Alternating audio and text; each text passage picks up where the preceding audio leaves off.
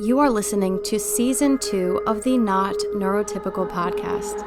I'm your host, Laura Stan, and Season 2 is all about my continued late diagnosis journey, finding my voice, and figuring out what the heck to do now. So strap on your safety belts, hold on tight, because it's still gonna be a bumpy ride.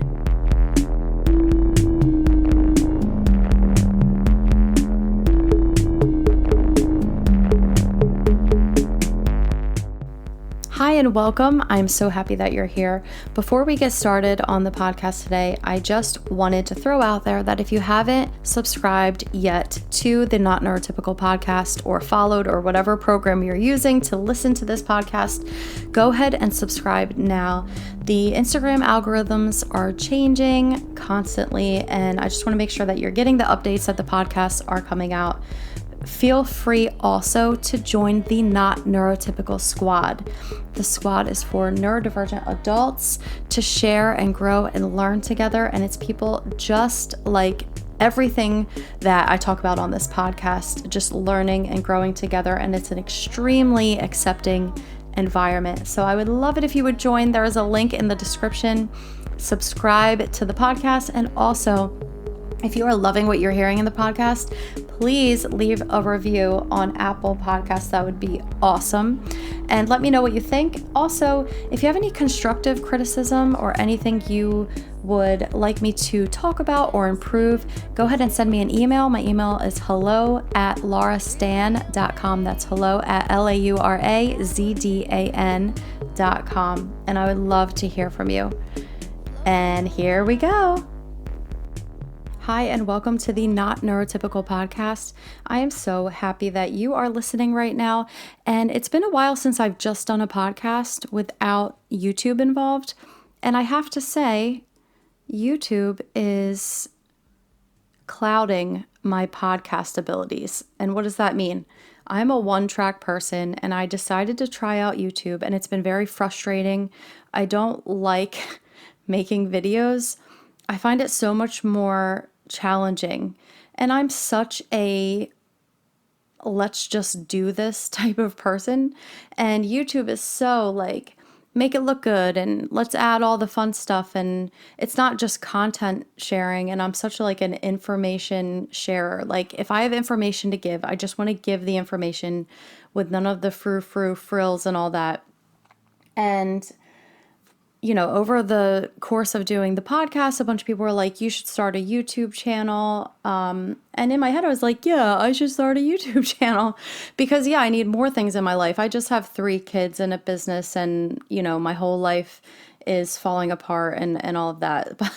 But sure, let's add YouTube onto it. And I found it very, very, very distracting, confusing, and also a fun challenge in some ways, and then not a fun challenge in other ways. For one, I suck at video editing, and I'm not good at any of that.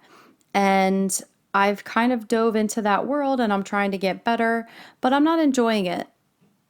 So I don't know what I'm going to do. I don't want to say I'm going to stop it, but I had kind of neglected just the podcast a little bit. And I like doing the video podcasts with guests and things like that, but just sitting there, just me in front of the camera, trying to give information, I hate it. I don't like it. So I'm not going to do that anymore. So if I continue YouTube, which I probably will, especially with the video podcasts where I am, interviewing, or I don't want to say interviewing because I'm not a journalist or anything like that. But when there is a guest on the podcast, I do really like the video podcast with that because it feels a little more like a real interaction, and it's more exciting that way. And also it's not just me, like I feel like all of my social things are just like magnified. I don't know.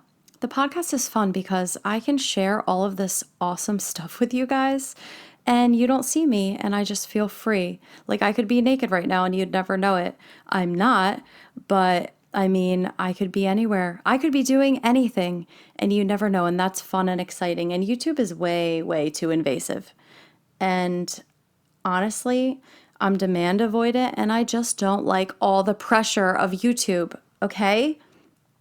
So anyway, speaking of feedback, not that I was speaking of that, but I got an email a long time ago when I used to just have no website and it was just WordPress. I had a contact page, and today I just realized that people were contacting me and I had no idea. So if you sent me a message on my old site, which was really just a little blog site, and it was like laurastan.wordpress.com, if you sent me a message there, I did not know that contacts went to a feedback page, and it says feedback, which makes no sense.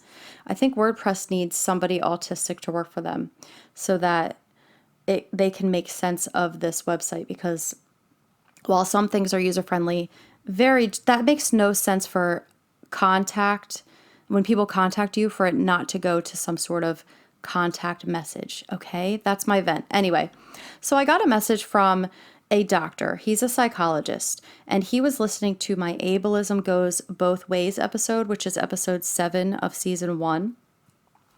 And he had some feedback. So I want to read his feedback and kind of talk a little more about that. So he said, "Hi, Laura. I'm a psychologist specializing in working with neurodivergent people, and I've lived experience as an ADHDer with an autistic wife and stepson. I just listened to your episode about ableism going both ways, and I agreed with much of it. But there is something I feel you missed, which is just as important." I'm going to keep going. "When your follower said it's different for men when it comes to dating, he is unfortunately right. I think that needs to be acknowledged. It is different for men and women on the spectrum. Let me explain. Almost all of my female clients have had partners, regardless of disability and how they look. Almost none of the straight males have. This tends to go away by late college, especially if there is financial success, but not always, especially if they have, I don't even know what word that is, so he's clearly much smarter than me, so I'm just going to skip it, especially if they have affectations. I don't even know what that is. Anyway, it's not in my vocabulary. You probably know what it means. Anyway, especially if they have affectations that appear odd to the neurotypical world. There are important reasons for this other than internalized ableism, which is a part of it, to be sure. There is much research that the different rhythms, the tendency toward flat effect, and the differences in emotional expression and eye contact inherent in autism tend to create alarm bells in neurotypical people. The nature of male and female differences means men can take risks and overcome initial alarm bells, and they will, especially if the woman is authentic and pretty. The men can overcome their initial reactions to differences and get to know the person underneath. The process is simply not the same for women under a culture that is highly dangerous to them. The differences of autistic men are initially off-putting to many, and they do not, for good reason, stick around to get to know the true person. And oftentimes, if they do, because of the way patriarchy trashes sensitivity and deep emotions, it puts autistic men at a disadvantage if they don't mask. This is why it is essential to fight patriarchy as well as coach people to be openly autistic. When people are unabashedly autistic in the culture, alarm bells won't go off. And if someone says, "Hey, I'm autistic, my rhythms are different, but I'm great," that helps ease the transition into a more intimate space. So I think it's great feedback from this doctor.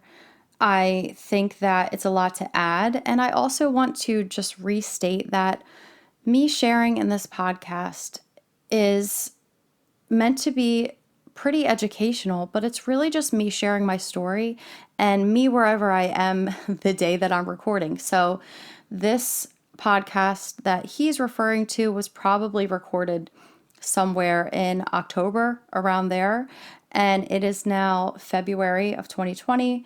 That was October of 2019, and I was still very new to all of this world. I mean, technically I still am, right? And I think that I have a little more of a capacity. I've done a lot more research since then on stuff like this. I have a lot more of a capacity to understand the context in different ways than I did at the time. I feel actually like a completely different person from when I first started the podcast, even like the middle episodes. It's very interesting how when you throw yourself into a new world and just become so passionate about it, you grow so quickly and you learn so quickly. And especially when you're autistic and it becomes a special interest, which I think is pretty obvious, all of this has become a special interest for me. But anyway, I digress. My initial thoughts are, of course, I think everything he's saying, although he's massively generalizing, I think that a lot of what he's saying in general is very true. And I think he explained the differences pretty well, also on the surface and also very generally. But I also want to point out, too, that there are plenty of men who are late diagnosed and who did mask and are much like the traits that everyone talks about that are female traits. And I'm really trying to step away from the male or female traits in autism. I don't think it's good for us, honestly, because we are just not typical people. And I think that's a good thing. And I think the whole female traits, male traits, all of that, I don't think that applies to us. For instance, I've talked multiple times, my son is not the typical, autism that you think of. But, according to a lot of women, they would call a lot of his traits female traits. And I've talked to many men who are like, I've been such a heavy masker. I think masking should be talked about not just for females. I think, we need more awareness. And I've been lucky enough to meet a lot of non-binary autistic people who really get left out by the whole male and female trait talk. And considering the fact that if you're autistic, you are way more likely to be non-binary or trans or gay or lesbian or bi and all of that, I think it's really important that we kind of step away from this assigning gender to certain traits. I just don't think it's good in general, but especially for our population of people. But beyond that, I do really understand what the doctor is saying. He is saying, and even giving pretty good reasons for why it really is different for boys than it is for girls or men or women or whatever. And he, like I said, spoke very generally. But of course, I didn't share the general context because this is my story. And I was sharing about a specific situation where a young man reached out to me and asked for advice. And I gave it, and he didn't want to take it. And maybe I'm wrong, but I took it more as, well, it's different for you. You'd never understand because you're a girl.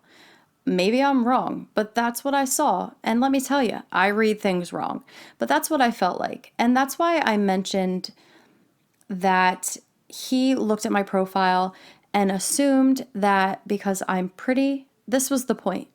Because I'm whatever you want to call pretty, whatever, and advocating for autism, I must have been faking it. And how am I doing so well at faking it? And then asked me for advice. And then when I told him, literally I said, I found someone who was very accepting and understanding of me. And I think that that should be your focus too. Which is genuine advice. He didn't want to take it. Maybe I didn't acknowledge his struggle, but honestly, we had only said 5 things to each other, so it's not like I could acknowledge his journey and, validate him because he didn't even give me the chance to, which of course could be a social thing or whatever. I was trying to bring light to the fact that yes, we have differences and both struggles are valid. The social struggles of all autistic people are valid and they come from many different places. And some of it is patriarchy and, if that's what you want to say, our society that we're in for sure, or neurotypical ideals that are just really hard for us to live up to. And while he kind of thinks I missed that, this is a podcast of me sharing my story. And I don't think I'm the person to kind of speak to male struggles for, social dating and things like that. So that's why I'm definitely never going to go there. But I do really appreciate the feedback and the education.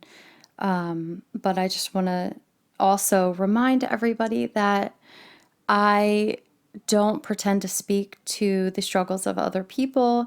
Sometimes I miss the context and I don't understand other people's struggles. And if you ever want to update me on what I might be missing, I do appreciate that, and we can have a discussion on that. And then more recently, I've had quite a few comments about things like, if I met you, I'd have no idea you were on the spectrum. Quote, you mask it so well, end quote. I've gotten, things like, I was on Dan, he's the Aspie World. I was on his podcast, video, we did a video together. So I was on his YouTube and it was awesome. It was really good. It was about why late diagnosis is something people should be talking about. And one of the comments was from an autism mom, and she said, yeah, I don't think this person is autistic. They communicate really well, and it's just so important that people understand that there are differences.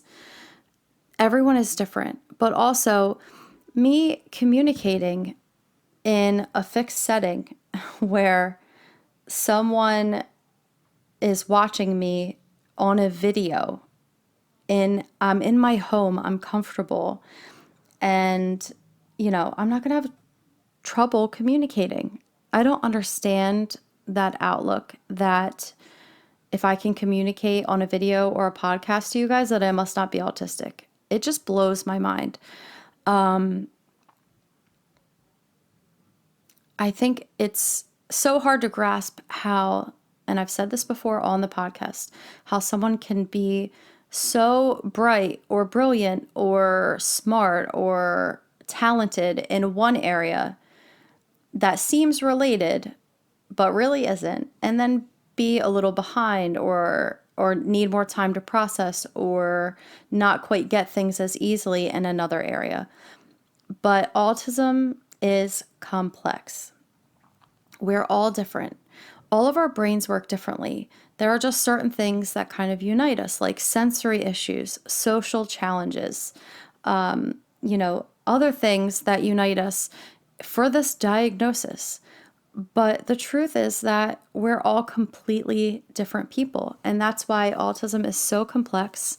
The spectrum is not linear, and it's extremely wide and vast. And if you think of it like 3D, think of it like the earth, and you have the core in the middle, and then it goes out in all directions and into form this massive circle. And that's really what the spectrum is like. It's literally 3D. It's not just not linear, it's 3D.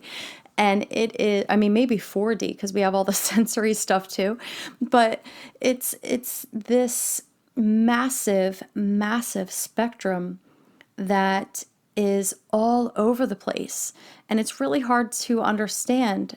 And that's why acceptance is so important, because you don't have to understand something to accept it. In fact, a lot of people can't understand us because it's so vast. Honestly, there's things about myself that I don't understand. There's things about my children that I don't understand. But understanding is not a prerequisite of acceptance. And that just means that you're committing to supporting somebody and allowing them to be themselves and saying it's okay and believing that and treating them like that. Acceptance is so many things, but also something that we need to do in the autism community, in the autistic adult community. Hashtag actually autistic. Acceptance should also be used here because, once again, I'm going to go back to where I was, episode 7, and talk about the fact that acceptance isn't always understanding, and we are not, as a whole, giving that to each other. Everyone already knows their own experiences are valid and they want to be validated, and that's fine. But I think people really need to overcome this idea that there's only one valid experience at a time. And that's what I try to tell people, that if you don't agree with me, that doesn't invalidate one or the other. We could both have really valid experiences and disagree with each other, and they can both be right. And I would say that is something that I would not have been able to agree with or grasp in my 20s. And it's definitely a part of growing up. And I don't want to say people that can't grasp that concept, I don't want to say they're immature or anything like that, but it's definitely something that has come more recently in my life as I am now approaching middle age, unfortunately. Not to sound ageist, but that's a whole nother podcast. But I just think that it's really important that we talk about the whole world accepting us. And I think that we need to work on that for not only ourselves, but for the community. And enjoy that realization that someone else can be valid and disagree with you. The infighting within the community is harsh. I've experienced it myself. I've tried to be canceled. A certain person claimed that I made a parody account about them, that I don't think anyone would have ever known about the parody account if they didn't throw it out there. And then all of their followers got wind of this parody account and they gave it all the attention. And then used that against me when I sent an email to apologize. And by the way, the canceling didn't work. Here I am. I'm still here.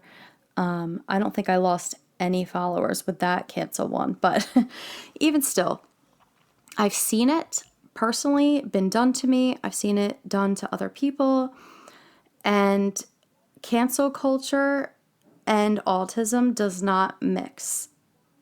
And I mean that because we have to realize that we are definitely more black and white type people than the outside world. And by the outside world, I mean just a general neurotypical people. We are definitely more black and white. And this is going to lead us to maybe not always saying things that are right or that we will even agree with later. And cancel culture denies us the room to grow. And it denies people the education and the learning experience. And it also tells people that if you say one wrong thing, you're out. And we're going to say wrong things. That's what we do. And I think you cannot be part of cancel culture and be an accepting autistic person, because I'm sure I've already said things I regret. I mean, honestly, I don't remember half of the stuff I've even said up until now on the podcast, unfortunately, because I just record in my bedroom and then throw it out on the internet. And then I don't even remember things until people bring it up and they're like, hey, you said this and that really resonated with me. And my thought is, oh, yeah, I did say that. So, I mean, cancel culture is, if you don't know what it is, it's basically the rise of the internet and gang mentality, where if someone says something that you don't like, you know, people kind of gang up and basically say, okay, we're not going to follow this person anymore. Or sometimes on a grander scale, way larger than me, when we're talking about celebrities, when people actually like lose advertising contracts and things like that. Now, sometimes cancel culture is a way to create justice where justice hasn't been served in the legal system or something like that. Think more like sexual assault cases and things like that. Celebrities that have, Me Too movement, you kind of think of. But cancel culture doesn't need to go away from major injustice. I mean, does need to move away from major injustice because it's just not needed outside of that. If an autistic person or an autistic advocate says something that you don't agree with, I think it's totally okay to educate them, but to decide that they shouldn't be an advocate or they're a bad person from saying something that you don't like and actively trying to have them lose followers or all of that, it's just unnecessary and it's really bad for mental health. And I just don't agree with it. And I think that, and I also, I mean, I recently had someone who didn't like a comment. I've actually just tried to stop arguing with people on my Instagram because I'm trying to grow up. I'm trying to realize that this isn't about me. And it really isn't. And sometimes, that comes creeping back in. I am human and I have to check myself on that. And I think it's really important to do that as an advocate, to regularly kind of check yourself and actively think about the fact that, people are arguing with you, sure, because they disagree, but also the fact that it's not about me. I'm sharing my opinions and my story, but someone else, when they're commenting and disagreeing with me, they're just saying that their experience has been different. So I try to think about it that way, and that's valid, and that's totally fine. But I had this one person who didn't like one of my comments. Actually, I could tell they didn't like my post. This is like that pattern recognition where we talk about this, like me and my autistic friends online talk about this a lot. Shout out to the Not Neurotypical coven that we have, we call it. We talk about a lot of the time how we have pattern recognition and we can kind of like know people don't like us before they even know. And I can even sense that on the internet. And I could just tell this person was commenting and they did not like what I had to say. And they were trying to keep it light and funny, but I knew they weren't into it. And they made a comment and even kind of ended it in a snarky way. Like in my, I'm known to say, thanks for coming to my TED Talk. And at the end of their comment, they said, so thanks for coming to my, in capitals, TED Talk. And right there, if I was an adult, which I am legally, but if I was an adult in that moment, I would have just let it go. But I didn't. I commented and shared that I disagreed with their disagreements, which was totally unnecessary. And then we got in this back and forth, and it wasn't really heated. I felt like we were being pretty controlled about it, but the point is, it was just unnecessary. And then other people chimed in, and all of a sudden, it's my Instagram page, and there's a bunch of people just sharing how they disagree with me online, and it's affecting me. And once again, all it took was me just letting it go, and I couldn't do that. So my point is, oh, and this person ended up telling me in my DMs that I'm not their people, quote, which was really funny because just like a day before that, they actually live in my area and they were trying to invite me out for a cup of coffee. So all I had to say was one thing. I don't know. But the truth is they weren't my people either. And that's okay. And I actually appreciated the honesty. But a lot of their messages were pretty hurtful and one-sided and completely unrelatable. They didn't try to relate to me before making judgments, and I realized I was doing the same thing. So being an adult and taking responsibility means that, sure, it takes two to tango, but all I had to do was just not engage. And I did. So that's a big part of it. And I think that would solve a whole lot of issues in the autism community, in the autistic adult community, where is it worth it? If you're an advocate, are you, or you're advocating for a certain subject, when is it about you and about what you're advocating for? Does it really matter? And I've really been trying to look at things through that lens, because when it's all about me, then I'm going to be a lot more defensive about, what people are commenting on my Instagram and all of that. And if it really is about advocating for autism and what that means to us, then we shouldn't take everything so personally, right? And we have to all take personal responsibility for what we're engaging in. And it really does take two to tango. So that's my advice. And that's what I've been doing to try and help that, because I was more combative when I first got into the community.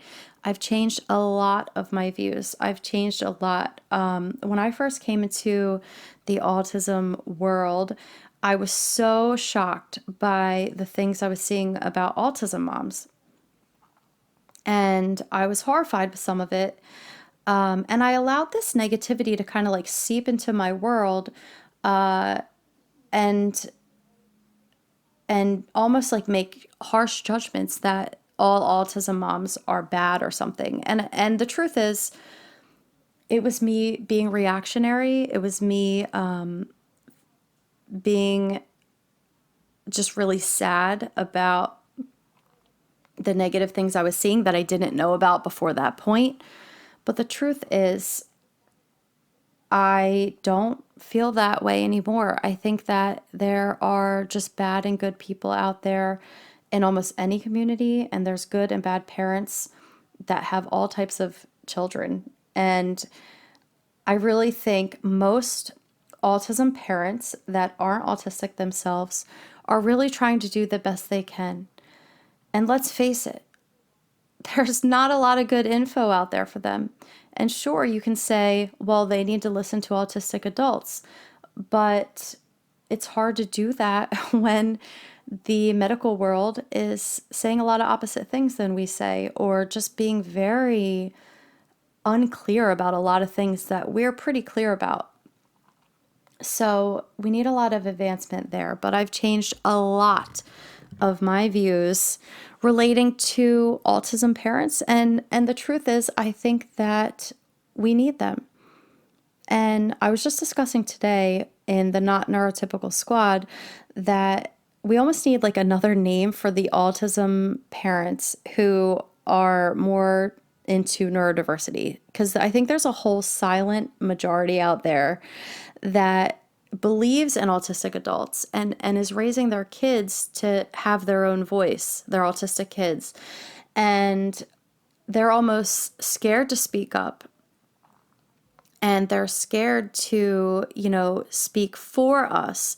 But I think we need them to speak with us. I think that you can share the narrative of autistic adults and not speak over them, and make a great impact on autism parenting.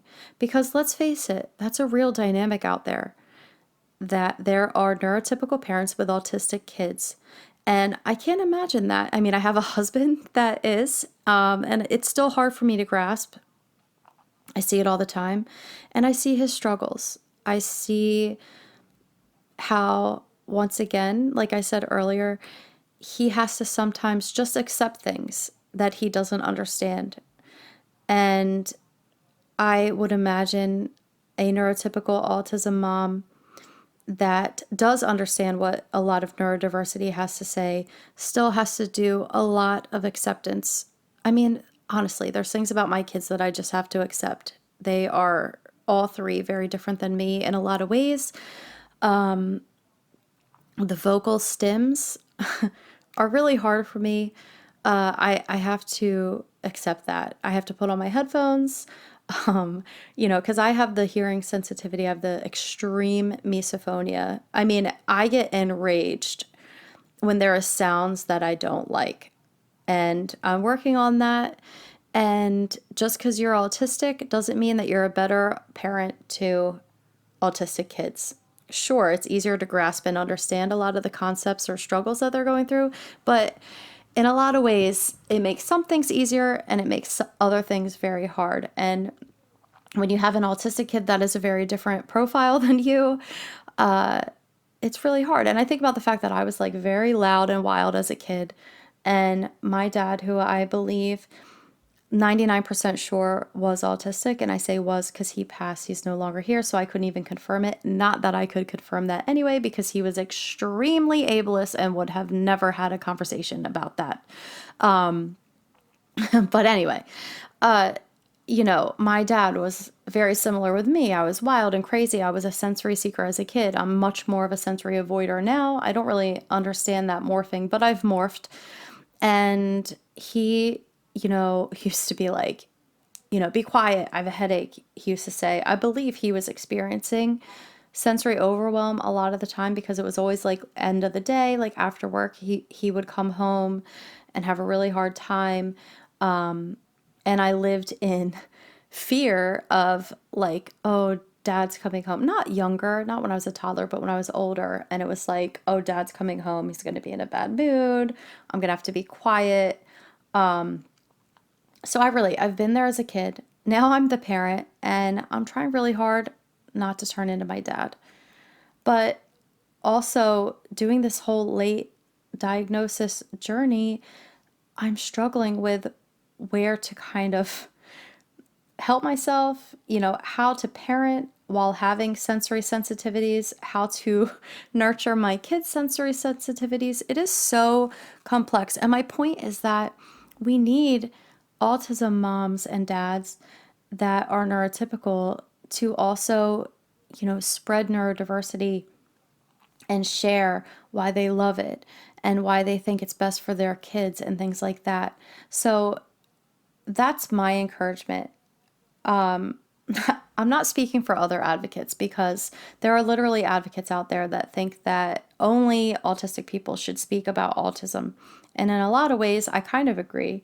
But I think if your narrative that you're sharing is somebody else's, or your kids, or you're speaking about a narrative that isn't yours, but I think if you express that and don't try to claim it and twist it around, I think that's perfectly acceptable.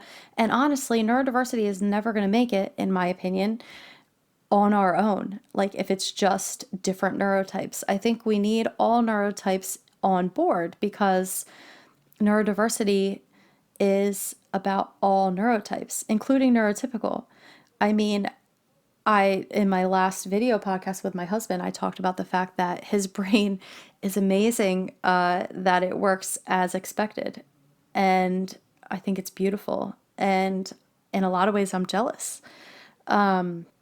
If we lived in a more accepting world, would I be as jealous? I don't know. I mean, the jealousy of my husband just waking up and going to work every day without any struggle is, that's amazing to me. But I think that, we need neurotypical people on board. And I think how we relate to them says a lot about who we are. And what I mean by that is some of us have trauma related to that. We've been mistreated by neurotypical people, but by no means should we judge all neurotypicals by certain traumatic interactions. And I think that we really need to focus on neurodiversity as it relates to all neurotypes and realize the importance of all of the differences and, not just make it like us versus them. That's really my point. We went through cancel culture and all of that, but I don't think it's us versus them. And I don't think we can continue in that way because it's so important that we have people on board. I mean, we look at the gay, lesbian, bi, transsexual, non-binary, like that whole movement, especially like the LGBT movement in the 90s, especially. I mean, massive things were going on, and they really conquered through privilege for sure. A lot of the white males did a lot for that movement, and they had a voice and people were listening. But the truth is that they, in a lot of ways, made it socially unacceptable to be homophobic. That was something that now, like when I was younger, we all said that's gay about everything. And beyond that, a lot of people like to pretend like, oh, well, we didn't mean it that way and it wasn't a big deal. But also, in a serious way, where I grew up at least, if you told someone that they acted gay, that was an insult. And now you cannot say that publicly. And I think that's a great thing. And I think that we really need to look at ableism in that same way. And ableism is tied into transphobia, homophobia, racism, patriarchy, as the doctor was talking about. I mean, ableism is tied into all of that. And we really have I don't want to say easy, but it's easier than like civil rights had it. It's an easy way to kind of tie it all in together because it all stems from the same ugly place of, not being able to relate to the real struggles that people have. But anyway, I'm rambling at this point. Are you still with me? Are you there? I'm sorry. I didn't script this one out at all, and I'm really just kind of speaking from my heart in a lot of ways. So if you're still here, I really appreciate it. But yeah, I mean, there's a lot to talk about. There's a lot I'm going to keep talking about. I want to focus more on the podcast than YouTube coming up. And that is because I just don't like YouTube. I will be a guest anytime, but that is just too much pressure for me. I'm sorry for anyone out there who is loving the YouTube videos. I can't imagine because I edited them so bad. I can't imagine anyone loving them. But I get some good comments on there. So really, my information flow is so much better when there's just no pressure on me and I'm just here talking to you, and then I just upload it and you can just listen to it. Yeah, I'm a one-track mind, I know. But anyway, I hope that you, in closing here, I hope that you look a little more deeply at how interactions can become so negative so quickly, and by us just kind of realizing and stepping outside of ourself that more than one experience can be valid, more than one opinion can be valid, and our experiences shape who we are. And of course, we can't just understand somebody's experience as they're relating to us online. So to argue just seems petty in a lot of ways. And I'm saying this because, I'm petty. This pettiness I fight. I have to fight pettiness a lot. And as I grow as a person, I am realizing and taking it in that I tend to be petty and ridiculous and egotistical at times, or come off that, my point needs to matter. You need to validate my point. But no, I don't. No one needs to validate my points. It's just silly. Fighting online is just silly, especially when you don't even know the people. It's just silly. Cancel culture is silly.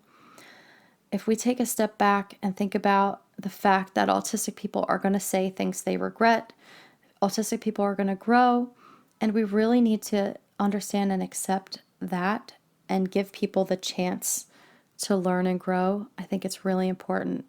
And next time you are about to argue with someone on the internet, I really hope that you take that step back and think about that double thinking, that my experience is valid. I already know that because I lived it and I experienced it. And maybe this person also is valid.